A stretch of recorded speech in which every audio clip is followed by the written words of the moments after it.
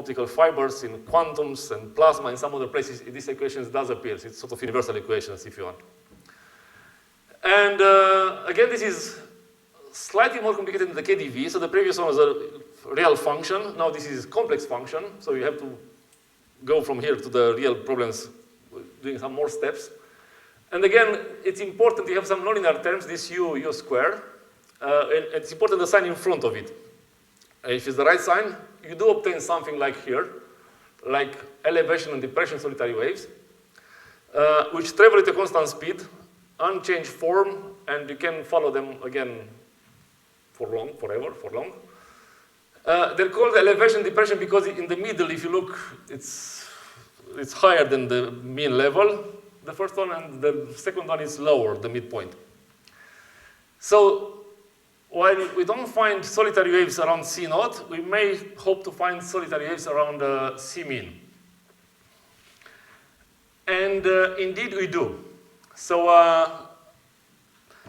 again, it's a more complicated theory, but in some cases, even though NLS is the wrong one, you can calculate waves for the full nonlinear system, the one which I showed you the first initially.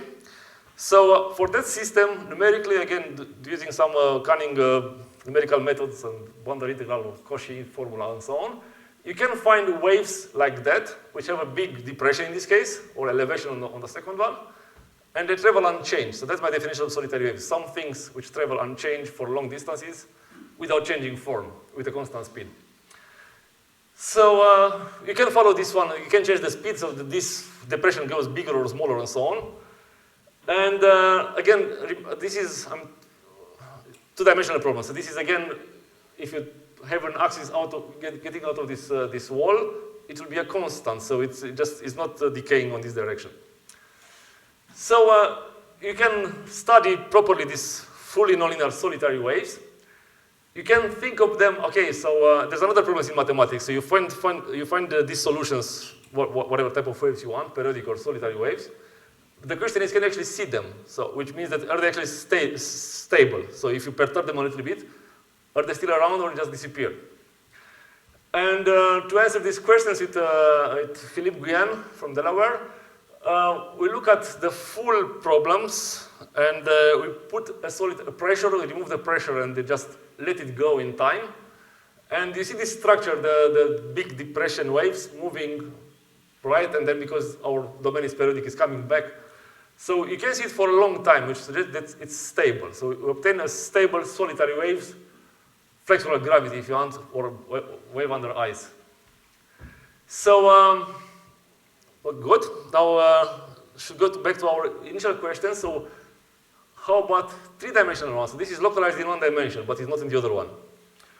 So the answer is yes. So if we go back to the problems when you have a forcing for C less than C mean, at some point you can remove the forcing and you do obtain these solutions. So in theory, this is waves propagating by themselves without any like load to create them. And they move with a constant speed. And again, it's one of the depression here and then elevation there. They're different from the classical solitary waves because they have this sort of oscillatory behavior in the direction of propagation. But they do decay monotonically on the y direction. And again, for a very different scale, so this is a scale of, I'll say, tens of meters, but for a scale of millimeters or centimeters, we're able to find for the first time these solutions 14 years ago. And it's the first time when people discovered these fully localized 3D solitary waves numerically. So there are some people proving theoretically these things, but numerically this is more complicated. Okay, so that's the story about 3D waves or 2D waves under ice, forced or solitary waves. So we can have different flows, and now we have a problem. So now we can solve to find out are there other solutions apart from this sort of one seen from satellites. And for example, what happens if you have an obstacle on the water, and you obtain this sort of different or strange kind of flows, which have one level at one infinity and another on a different one, and people call those ones hydraulic falls. And it's Charlotte Page, we managed to compute those ones. And again, you can play with this obstacle, making it smaller or bigger, and see how this hydraulic fall change. And another problem related to ice. It's with Sasha here and Paul Brockenhurst. The question is, what happens if you have a cylinder in the middle of some ice field and you have waves, these waves under ice hitting the cylinder? And then you're able to find out the force in the cylinder. So if you have a bridge, for example, you have a tower or the pylon of the bridge. So you have ice around it and there are waves. The question is, what sort of forces you press on this cylinder? And then again, this is we use some linear theories, and then you can find out forces and so on. So this is what we've seen so far. It was you have a continuous ice plate, and mostly it was assumed to be an elastic. Now, sometimes ice is not continuous, but it's broken in pieces. So between the free ocean here, we see on the left, and up to the continuous plate, there is a zone called the marginal ice zone, when the ice is broken. And there are different types of, I don't know, broken ice.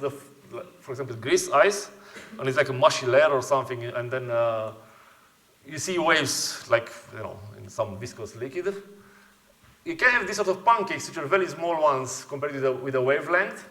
You can have this Nilas ice, which form when most of these pancakes are together in this sort of like elastic, sort of big area of ice. And then sometimes you can see these ice flows, which can be from tens of meters of diameters to hundreds of meters of kilometers. So why is this important? It's because you have storms in the free oceans, here on the left, for example, and you create big waves, and they travel through this sort of mushy or pancake zone, arrive at the continuous ice plate, and then you break them in smaller pieces. And again, if you want to estimate how much ice is lost, you should try to understand how much of these waves survive traveling this sort of area. So the waves usually lose their energy for various reasons in this area. So the question is, can you understand how much is this energy lost? Again, there are observations and stuff, there are theories. And we try to model this problem. So what happens if a wave hit one of these regions? How is this energy dissipated, or not dissipated, but maybe sent to scattered maybe. And we have, again, a model based on something called Hamiltonian formulations, and again, people don't know Dirichlet-Neumann operator truncations. So we send a solitary waves in shallow water. You see on the first graph, these big blue poles, and enter a field of ice flow, these red bits, and then which are random actually. And then we try to see how this amplitude of the wave, we try to quantify how this amplitude of the wave is decaying, because the system energy is actually spread to the smaller ones. So with our model, we can do this with reasonable, not accuracy, maybe accuracy, let's say it accuracy. And again, we can say more about what happens if the ice flows are longer or shorter or so on. The models still have to be improved, but that's a sort of first step to try to understand how these waves, nonlinear waves, travel in this sort of area. And again, this is a shallow water not approximation, but the water is shallow because that's why you have the solitary wave. So we'll try to do this in infinite depth water or deeper water, and again, put some periodic waves to see again what happens when periodic waves enter this field of ice flows. Okay, so that's a marginal ice zone. Now, so far, all the in all the problems, either with ice or surface tension or not, we have a uniform layer of fluid with a constant density below. But again, in reality, in some cases, in some places like Gibraltar here or South China Sea, or in some fjords in Norway and some other places, the water is stratified because you have a different salinity or temperature, and you create different layers, at least two, for example, with a different density between them. So what happens in these cases, you can see, apart from waves at the surface, you can see the different type of waves, the so-called internal waves. So we're looking at much longer waves, so this is like 2 kilometers, and again, some people from you can recognize the picture.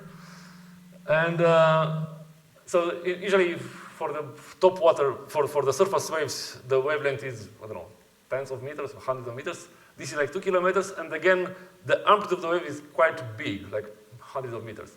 And that's, again, very important for the mixing of the layers and whatever, transmission of nutrients from top to the bottom or the other way around. And again, this is Gibraltar. It's one of the nice places to see this stuff because of the stratification, different salinity from Atlantic and the Mediterranean.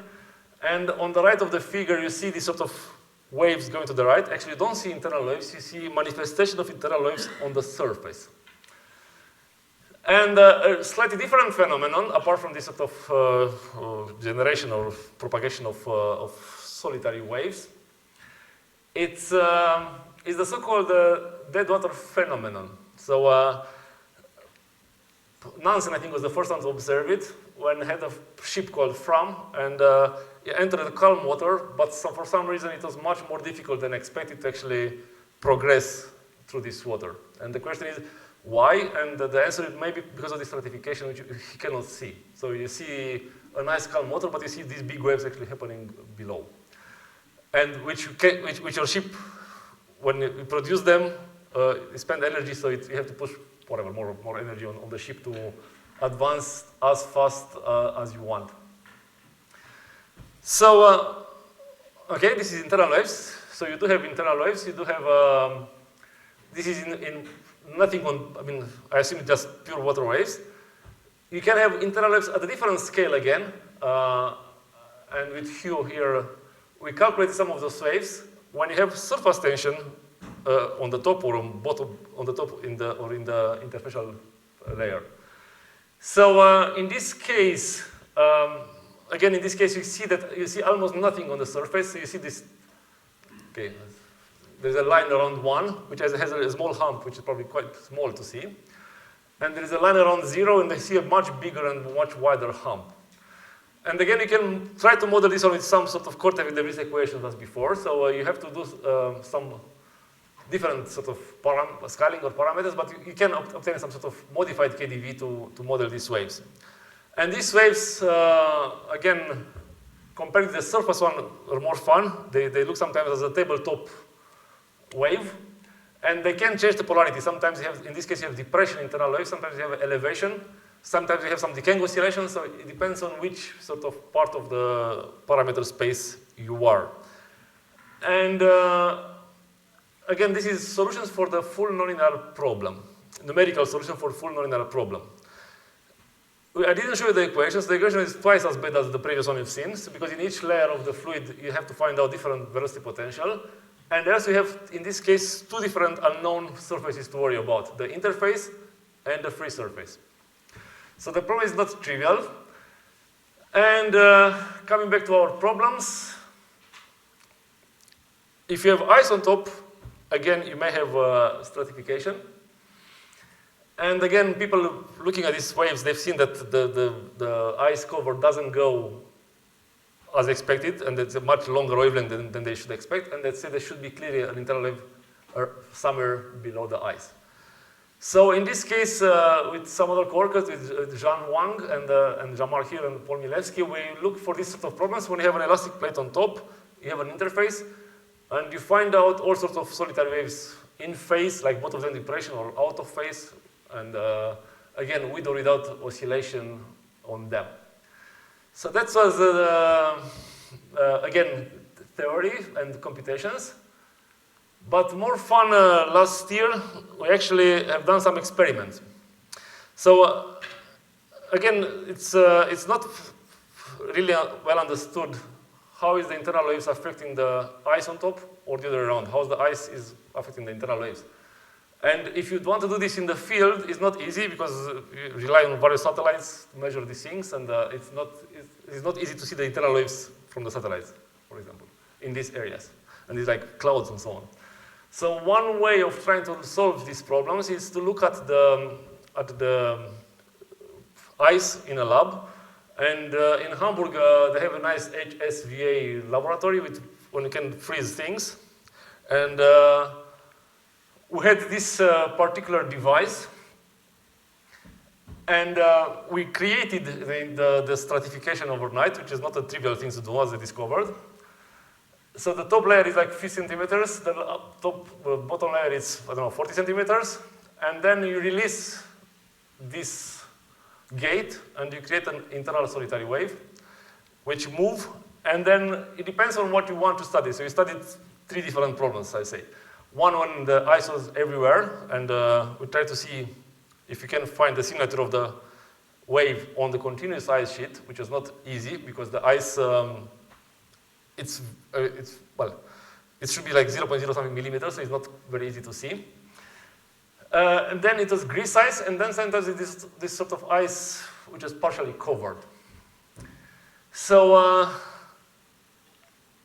okay, this is some result, but probably it's better if I show the video. And now I probably should try to see if the video is working.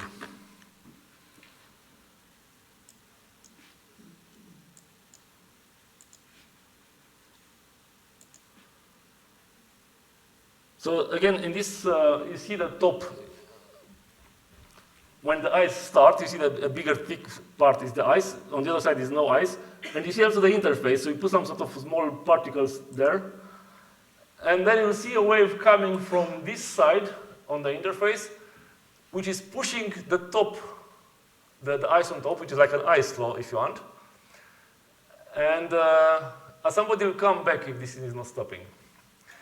So we did obtain some information about how strong is the current generated by the internal wave in moving the ice flows. And sometimes when we have a bigger internal waves, we find out how the internal waves is destroyed by the surface. I told you it's coming back. But suddenly not very, okay. So I got, if you got the idea. So this is kind of summarize what you've seen there.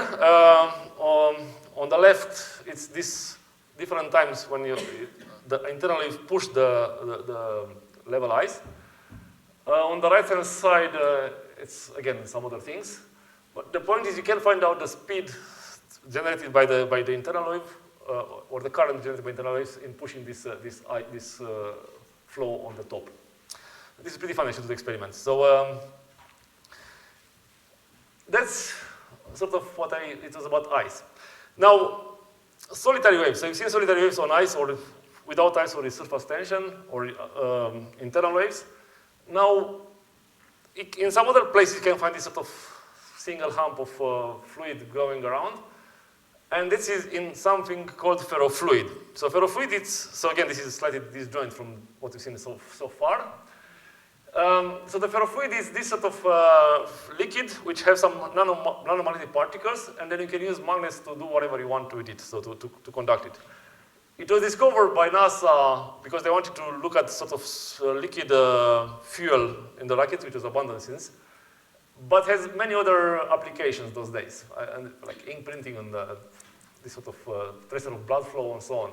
Even some sort of more techniques trying to treat tumors when you put some sort of ferrofluid in the body and somehow you can direct it to whatever you want and then hit it. So, okay, so that's the problem. I mean, we still try to understand the fundamental properties of these ferrofluids.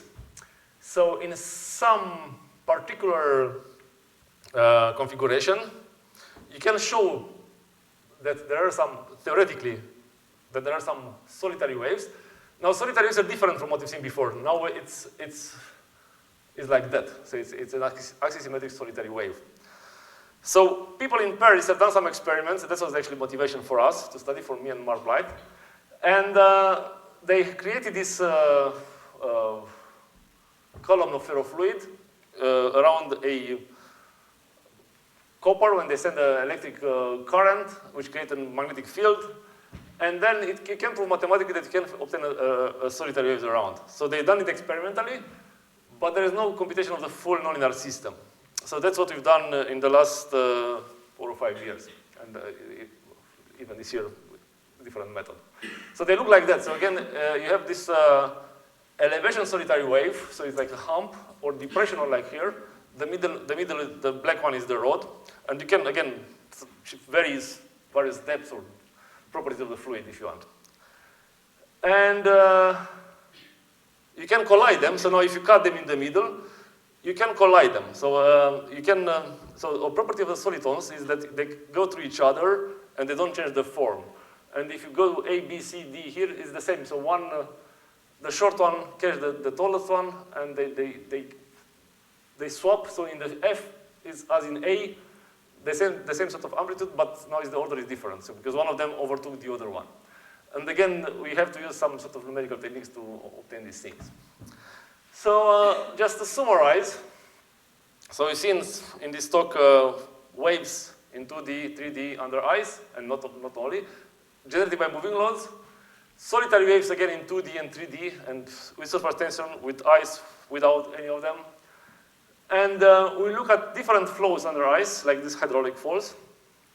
We looked again at what happens if a big wave enters a marginal ice zone. And we've seen that solitary waves actually exist under ice as well, and they can interact with the ice on top. And then in the last few slides, we've seen that there are some waves in different material in ferrofluid.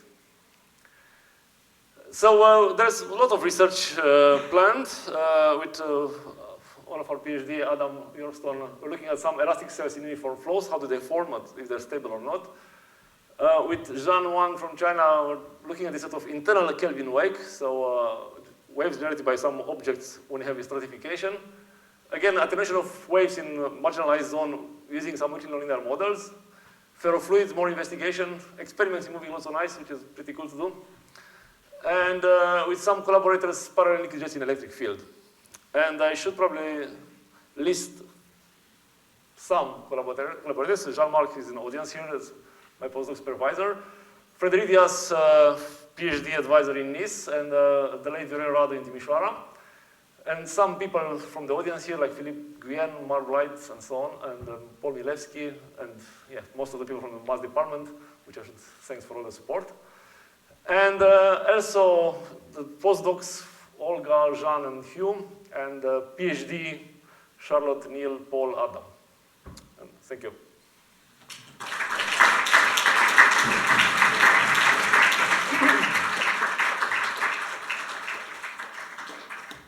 Great, thank you very much, Emilian, for that tour of waterways. And we've got time for a few questions before there's a research lab class. So if anybody has any questions. Just at the end, this collision of ferromagnetic wave. Did you record exactly the waves, or is it? Yes. They do. Yeah, I mean, yeah. So if you look at the dashed one is KDV solutions, and the solid one are the fully nonlinear ones. Okay. So I mean, okay, there is maybe a small sort of dissipation, but very, very small. So yes, it's almost perfect. Yeah.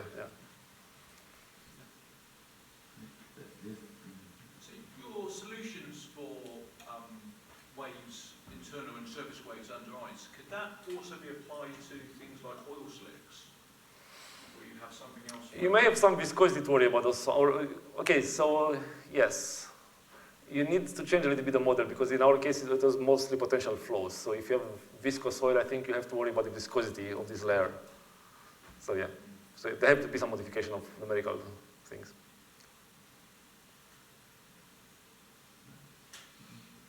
Right at the beginning, when you have the cars or the trucks moving on the ice, Yeah. is the wavelength of the water wave also dependent on the speed? So the wavelength do depends on the speed, yes. So if you've got two trucks approaching each other, should they move at different speeds? I mean, I had this question last week, and again, should they be what's the distance between the cars anyway, whatever, which direction they're going? Because you don't want you don't want to have this sort of resonance between them going. So the answer is, I don't know. I'm still planning to try to go to Baltic Sea soon to drive. Do some experiments. Yes. Any further questions? Well, another curiosity is about breaking of ice. What is the criteria? So there is the so-called yield strain. I mean, there is a different, depending on, so if it's freshwater or salty water, there's different yield strain. So you calculate for all the solutions. I mean, one of the referees asked us to do this for one of the papers. So you calculate the yield strain of the solutions, and you find out if the strain of the solutions, if the strain is bigger or less than yield, you decide that it's breaking or not. And some of them, or most of them, they survive, but some of them they're breaking. One of these most fun one, which I didn't show here, the overturning ones. So yeah, there are criteria. So there are some numbers, whatever, 10 to the minus 4 or something. Yeah.